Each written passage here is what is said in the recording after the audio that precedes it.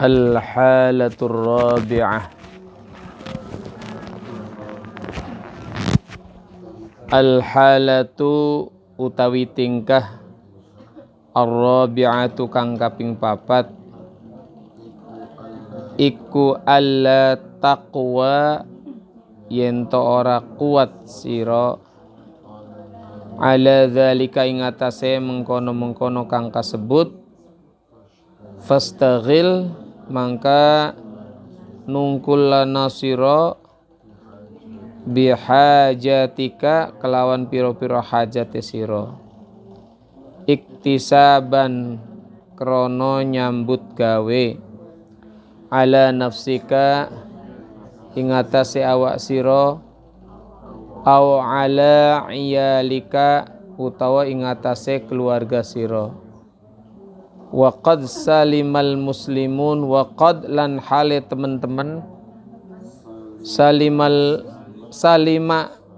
selamat sapa al muslimuna pira-pira wong Islam mingka saking sira wa amanulan pada aman sapa muslimun min lisanika saking lisan sira wa yadika lan tangan sira wa salima lan selamat iku laka kadue sira dinuka utawi agama sira idlam tartakib krono ora nglakoni sira ma'siyatan ing maksiat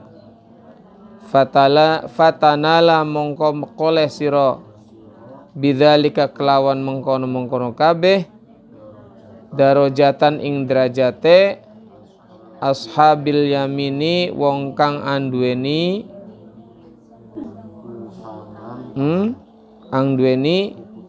buku tangan tengen in lam takun lamun ora ana sira iku min ahli taraqi saking wong kang ahli munggah ila maqamatis sabiqin maring pira-pira derajate pira-pira wong kang dhisik kabeh fahadhihi mongko utawi iki kelakuan iku aqallud darajati luwi sithik pira-pira derajat fi maqamatid dini ing dalam pira-pira derajate agama wa ma ba'du utawi barang kang sawise hadhihi iki tingkah kaping 4 iku hadza ya iki hadza iki tingkah kaping 4 fahuwa mangka utawi barang iku min marati'is syayatin saking pira-pira panggonan mangone pira-pira setan wadzalika utawi mengkono-mengkono kelakuan iku bi antastaghila kelawan yento nungkuli sira wal iyadzu billah lan hale nuwun reksa ing Allah bima kelawan barang yahdimu kang rubuhaken dinaka ing agama sira au tu'zi utawa nglarake sira abdan ing kawula min ibadillahi ta'ala saking pira-pira kawulane Allah ta'ala fahadhihi mongko utawi iki kelakuan iku rutbatul halikin derajate wong kang pada rusak kabeh fa iya kamu diyewi sira fa iya kamu mongko wedya sira antakuna ing yento ana sira fi hadhi tabaqati iku fi hadhi tabaqati ing dalam ikilah tingkatan wa alam lan weruhana sira annal abdastune kaula fi haqqi dini ing dalam haqqi agamane kaula iku ala salasi darajatin telu piro-piro derajat ya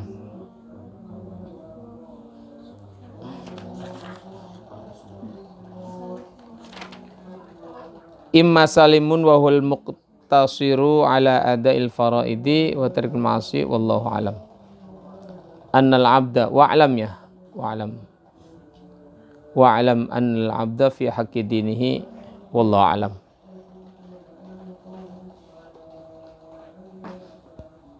Ya, kita lanjutkan.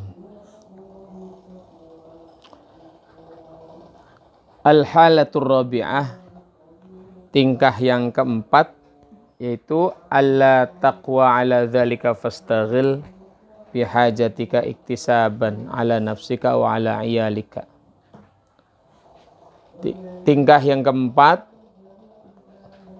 adalah orang yang tidak kuat berada pada halah nomor 1, 2, dan 3. Berat. 1, wong yang benar-benar berada pada makom alim wal muta'alim, apa boleh ilmu manfaat. Artinya dia benar-benar ya mungkin ini terjadi umumnya di pesantren. Makom kedua, ahli ibadah, zikir, baca Quran, tasbih, sholawat. Ya derajatnya derajat abidin atau sufiyin, orang-orang ahli tasawuf, ngopeni zikir, ngopeni. Nomor 3, orang yang khidmah kepada orang-orang muslim secara umum. Khidmah, hidupnya penuh dengan khidmah. Ngopeni masyarakat, ngopeni wong alim, ngopeni fuqaha, ngopeni sufi, ngopeni ahli zikir, ngopeni wong fakir miskin. Kapan beli kuat sing nomor 3? Kalau tidak kuat, maka kita diperintahkan untuk masuk ke halatur rabi'ah. Tingkah yang keempat yaitu fastaghil bihajatika iktisaban ala nafsika aw ala iyalika. Bekerja, sibuklah dengan bekerja mencari nafkah yang halal untuk dirimu dan keluargamu. Ini termasuk makom sama. Bekerjalah mencari nafkah yang halal untuk menghidupi dirimu dan keluargamu. Dan ada lagi etikanya. Kita menggunakan prinsip salimal muslimuna minka wa amanu min lisanika wa yadika. Prinsipnya adalah kita tidak mengganggu kepentingan orang lain sesama muslim, tidak mengganggu secara lisan, tidak menyakiti fisik, tidak menyakiti lisan, tidak menyakiti perbuatan. Tuh. Yang kemarin saya kasih contoh sederhana, duri di jalan aja diambil, kemudian kok kita berani-beraninya menghalang-halangi jalan orang lewat dengan alasan apapun. Nah, itu harus dihindari. Ini termasuk bagian dari qad salimal muslimun minka wa amanu min lisanik wa yadik. Lisanik wa yadik. Dari lisan dan perbuatan kita. Itu. Ditambah lagi, agamamu juga harus selamat. Agama juga harus selamat dari perbuatan kita yang mencemarkan, mencederai agama dengan alasan apapun. Termasuk di dalamnya adalah maksiat. Nah, ini kalau dikembangkan berkembang sekali bagaimana orang-orang yang melakukan praktek-praktek demo. Nah ini, demo itu masuknya kategori mana? Demo, saya pernah mencoba mencari rujukan demo. Ada enggak dasar hukum demo? Belum ketemu sampai hari ini. Demonstrasi, apalagi sampai alasannya apapun, sampai mengganggu kepentingan umum, Saya belum menemukan, dasarnya belum menemukan. Dalam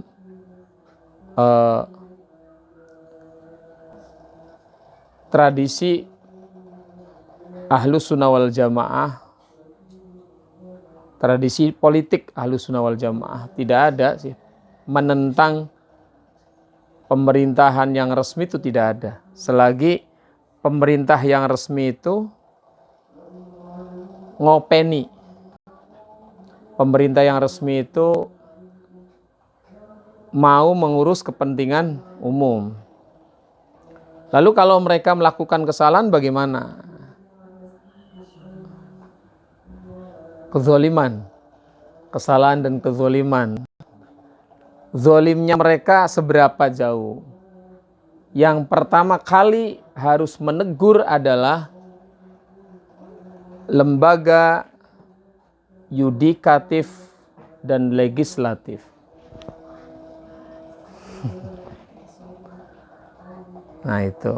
Jadi yang pertama kali menegur wakil-wakil kita. Wakil-wakil kita itu MPR, DPR, MPR itu. Itu tradisi Ahlus Sunnah wal Jamaah seperti itu. Jadi demo sampai hari ini saya belum menemukan dasar demo. Dalam arti menyampaikan pesan dengan cara-cara yang salah. Tapi kalau menyampaikan aspirasi bareng-bareng dengan sangat santuy dan damai itu, saya pikir itu bahasanya bukan demonstrasi, tapi bersama-sama menyampaikan aspirasi. Dan sekarang yang terjadi, demonstrasi sekarang itu kebanyakan berujung pengerusakan, udah masuk wilayah kriminal. Nah ini yang mudorotnya di sana. Mengorganisir ratusan ribu orang untuk tidak terjadi apa-apa itu sangat sulit. Karena saya juga dulu pernah jadi korlap, koordinator lapangan demo. Dan setelah itu saya baru menyadari ternyata itu kadang-kadang diperlukan walaupun dasarnya tidak ada. Dasarnya sampai hari ini nggak ada. Nah, jadi kita boleh menyampaikan aspirasi pada siapapun, tapi dengan cara-cara tentu saja tuntunannya adalah tidak mencederai hukum, tidak mencederai kemaslahatan umum, tidak mengganggu jalan, tidak merusak kemaslahatan umum, tidak menghalang-halangi kepentingan bersama. Ya, demonstrasi di jalan raya akhirnya macet, dia bisa lewat, ya itu yang salah. Itu salah. Termasuk banser kalau demo juga sama. Banser. Ya. Jadi demonstrasi, jadi dalam tradisi Ahlus Sunnah wal Jamaah itu, selagi pemerintah itu masih tidak menghalang-halangi kegiatan ubudiyah beragama, itu kita wajib taat. Karena pemerintah Indonesia itu sebenarnya kalau dilakukan dengan baik sudah masuk dalam wilayah pemerintahan yang mengandung unsur-unsur Islam. Sholat waktunya ditata oleh pemerintah, difasilitasi, jadwalnya difasilitasi, tim ru'yah hisab difasilitasi untuk membuat jadwal, aturannya difasilitasi. Puasa sama, fasilitasi. Zakat ada lembaga nasional Baznas yang ngurusi zakat. Haji ada yang ngurusi haji. Jadi sebenarnya secara organisatoris itu pemerintah kita sudah mengakomodir kepentingan agama di Indonesia. Jadi tidak ada alasan kita membangkang, tidak ada alasan. Kalau ada ya itu pelanggaran yang dilakukan oleh segelintir oknum namanya. Ya, oknumnya banyak ya oknums. Nganggo S. Ya. Nah, jadi derajat yang keempat atau tingkah yang keempat yang harus kita lakukan jika kita tidak mampu menempati haliyah yang ke-1, 2, dan 3 adalah Ya sibuklah dengan mencari nafkah yang halal, tidak mengganggu orang, tidak mengurangi hak orang lain. Kalau berdagang ya berdagang yang benar, yang jujur, tidak merugikan orang lain. Jangan sampai minyak curah dicampur dengan minyak kemasan adalah berasal dari minyak curah. Yang tadinya harganya 16.000 menjadi berapa ribu karena naik pangkat dikemas. Nah itu kan mencederai orang lain. Makanya pedagang-pedagang yang luar biasa ini kalau jujur dijamin oleh Rasulullah at-tajirus shadiq fil jannati hakadha. Pedagang yang jujur itu nanti di surga sangat dekat dengan Rasulullah. Ternyata benar memang derajatnya orang-orang yang jujur itu bukan hanya pedagang. Orang-orang yang jujur as-siddiqin. Ya pedagang lele juga harus jujur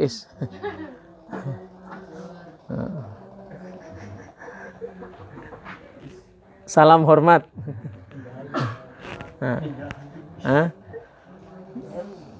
Saya sering menikmati ya, tapi pedagang-pedagang bawahan sih umumnya jujur.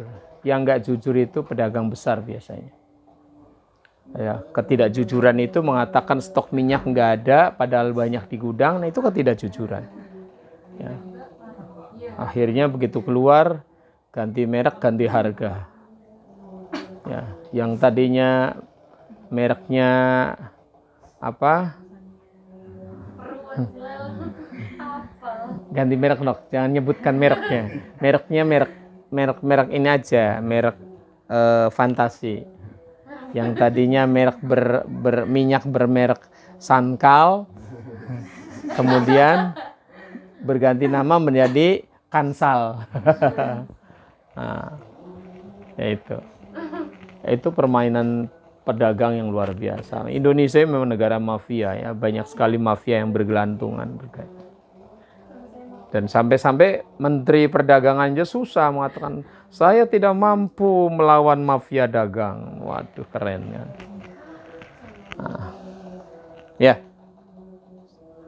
Nah andai kata umat Islam yang mayoritas itu begitu, saya pikir mereka akan selamat semua. Sebab orang-orang yang melakukan derajat yang keempat pun asal melakukannya dengan baik, benar, jujur, amanah, itu mereka masuk ke darajatan ashab yamin, derajat pemegang kitab dengan tangan kanan. Mereka yang selamat. Kalau kita menghitung derajat di surga itu, kalau menggunakan konsep Al-Quran, kan itu sebenarnya tafsir dari derajat di surga itu tafsir dari Siratal ladzina an'amta alaihim. Ya. Siapakah orang yang masuk ke Siratal ladzina an'amta alaihim? Kemudian dijelaskan dalam ayat yang lain itu alladzina an'amta alaihim minan nabiyyina was-siddiqina wasyuhada'i was-salihin. Ini derajat surga. Sehingga saya sering menyampaikan bahwa surga itu ada 4 derajat. Derajat surganya para nabi, surganya orang-orang yang jujur, siddiqin, surganya orang-orang yang mati syahid, dan terakhir surganya orang-orang yang soleh. Nah, derajat yang keempat ini juga masuk dalam kategori soleh. Ashabul yamin, orang-orang yang akan menerima kitab dengan tangan kanan. Ini derajat soleh. Mereka yang soleh. Kalau yang ketiga, yang kedua, dan kesatu apa? Ya nanti tergantung, sangat tergantung. Tapi secara umum, orang-orang yang tidak man salimal muslimin ya, orang yang selamat min lisani wayadi atau min lisanika wayadika, selamat dari lisan dan tanganmu, itu sudah masuk ashabul yamin. Ya. Minimal derajatnya soleh, jadi masuk surga ke derajat yang soleh. Tapi kalau sudah ada nilai lebih seperti pedagang yang jujur, orang yang menomorsatukan amanah, itu bisa jadi naik derajat. Untuk surganya naik ke derajat yang tadi siddiqin. Kalau mereka mati di tengah perjalanan sedang memperjuangkan kebaikan, ya barangkali masuknya ke wilayah syuhada. Jadi, tadi paling tidak ini sudah selamat. Golongan yang keempat ini selamat. Dijamin selamat. Asal tadi tidak mengganggu orang lain. Ngingu ayam, ya ayamnya tidak mengganggu tetangga. Ya. Sudah selesai masalahnya. Sudah saya selesaikan. Terus menyimpan ini kita sering sekali lupa dengan hak-hak tetangga. Ini harus paham, ini bagian dari perilaku orang-orang yang beradab. Saqafah, ya. Mutamaddin, orang-orang yang beradab. Itu ketika kita punya sesuatu yang harus disimpan, kemudian ternyata kita harus menggunakan lahan tetangga, sering sekali kita lupa pamit dengan tetangga itu. Contoh sederhana, mau punya hajat, ya nanti pasti akan menggunakan lahan tetangga. Kita lupa menyampaikan pada tetangga, pangapunten, minta direpoti. Nah, itu minta direpoti. Kadang-kadang lupa. Padahal kita pasti menggunakan lahan tetangga itu. Atau orang yang membangun rumah pasti akan merepotkan, matur ke tetangga. Sebab ada benda-benda yang harus disimpan di lahannya orang lain. Ini kita sering sekali lupa dengan hal seperti ini. Kenapa sering lupa? Ya karena kita tidak mampu berpikir secara luas. Hukukul jiron, hak-hak tetangga itu banyak sekali. Ya. Air keran di luar. Ini di luar kan maknanya luas, walaupun ada di luar tidak berarti untuk penggunaan orang sekeliling. Kadang-kadang kita lupa, sekedar wisuh cuci tangan dengan keran tetangga. Walaupun tetangganya juga akan mengizinkan, ya, sekedar cur, tapi suatu ketika lama-lama monggo. Nah, ini kan kalimat seperti ini menunjukkan bahwa perbuatan itu memerlukan izin. Setidak-tidaknya ada izin. Ini kita sering lupa hal-hal seperti ini yang justru kadang-kadang nanti menjadi ganjalan kita di akhirat. Ya, ada satu contoh di kitab, saya lupa di kitab mana. Ada seorang kiai yang diundang selamatan Kenduren. Kalau nggak salah acaranya akikah. Setelah makan selesai, kiai dengan santrinya pulang. Di tengah jalan selilit daging yang nyelap di antara gigi itu mengganggu. Begini saja nggak copot-copot. Hanya di tengah jalan ada pagar tetangga, pagar bambu yang bisa diambil sedikit untuk mengeluarkan sisa-sisa daging tersebut. Selilit. Seberapa sih harganya selilit ini? Ya. Sempalan kayu ini berapa harganya? Kalau dibeli juga, kalau dijual nggak ada yang mau. Tapi ini bisa menjadi bagian dari halangan kita di akhirat. Nah, dikisahkan kiai tersebut tidak lama kemudian meninggal dunia. Dalam pengalaman ruhani si santri melihat kiainya itu disiksa. Di barzah itu disiksa. Lalu si santri bertanya, "Kiai, Anda masyhur orang alim, masyhur orang ahli ibadah. Kenapa Anda disiksa?" Sang kiai menjawab, "Ingatkah kamu ketika kita pulang selamatan, di tengah jalan saya mengambil ya secuil kayu tetangga untuk mengeluarkan sisa-sisa daging yang saya makan. Saat itu Allah tidak ridho. Nah, perbuatan yang saya lakukan itu saat itu tidak diridhoi Allah. Allah bertepatan dengan murka Tuhan, dengan ghadabnya Allah. Gara-gara itu saya disiksa. Nah ini. Jadi kisah seperti ini itu sebenarnya saya ingat penjelasan di dalam sebuah hadis tentang rahasia, 5 rahasia di balik rahasia itu. Salah satunya adalah rahasia. Yang pertama, Allah merahasiakan ridhonya pada hambanya. Yang kedua, yang pertama Allah merahasiakan ridhonya pada semua kebaikan. Allah merahasiakan murkanya pada maksiat. Allah merahasiakan waktu istijabah pada hari Jumat. Allah merahasiakan waktu mustajab pada hari Jumat, pada waktu malam. Kemudian Allah merahasiakan kekasihnya pada hambanya. Satunya saya lupa. Seperti itu. Dan murka Allah bertepatan dengan maksiat. Ya, kelihatannya makanya kita orang-orang ahli tasawuf itu umumnya akan menghindari segala macam jenis pelanggaran. Nah ini yang tadi diamanahkan oleh kitab ini adalah idlam tartakib maksiatan fatanala bidzalika darajat ashabil jannah. Seperti itu. Jadi memang luar biasa ini kan memang masternya ulama yang ngarang kitab. Jadi walaupun kitab ini tipis aslinya, Bidayah itu tipis, enggak tebal, tapi pesan-pesannya ya memang sebagian isi dari Ihya Ulumuddin itu ada di sini. Seperti ini. Seperti itu.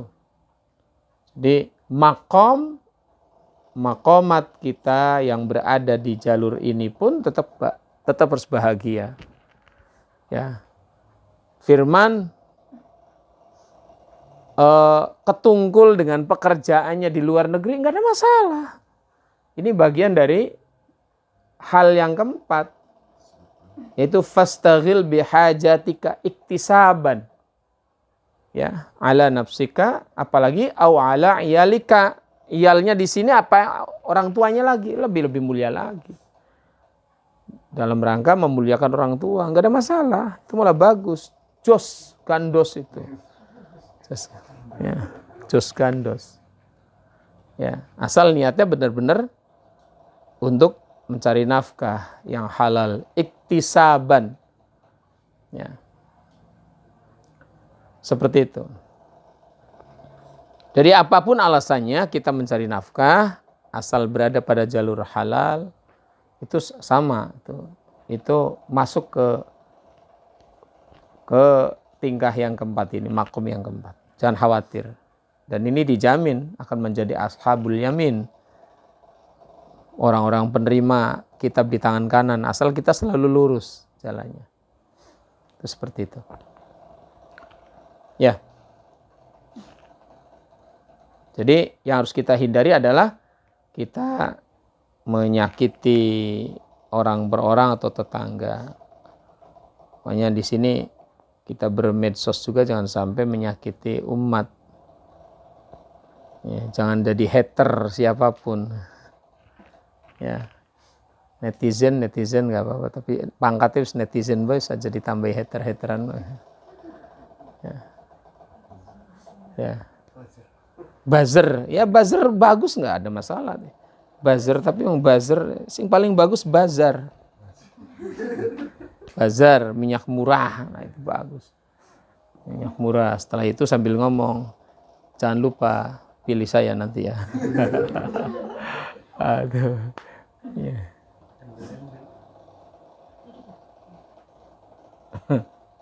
Ya itu. Ya. Jadi maqamatuddin di sini jelas. Kita dalam menyelamatkan makom kita minimal pada derajat ashabil yamin, orang-orang yang dipastikan selamat. Pastikan selamat. Selamat di mana ya? Di dunia akhirat. Di dunia dan akhirat selamat. Seperti itu. Paham ya? Nah, cukup ya. Ya mungkin ini yang bisa sampaikan. Al-Fatihah. A'udzubillahi minasyaitonir rajim. Bismillahirrahmanirrahim.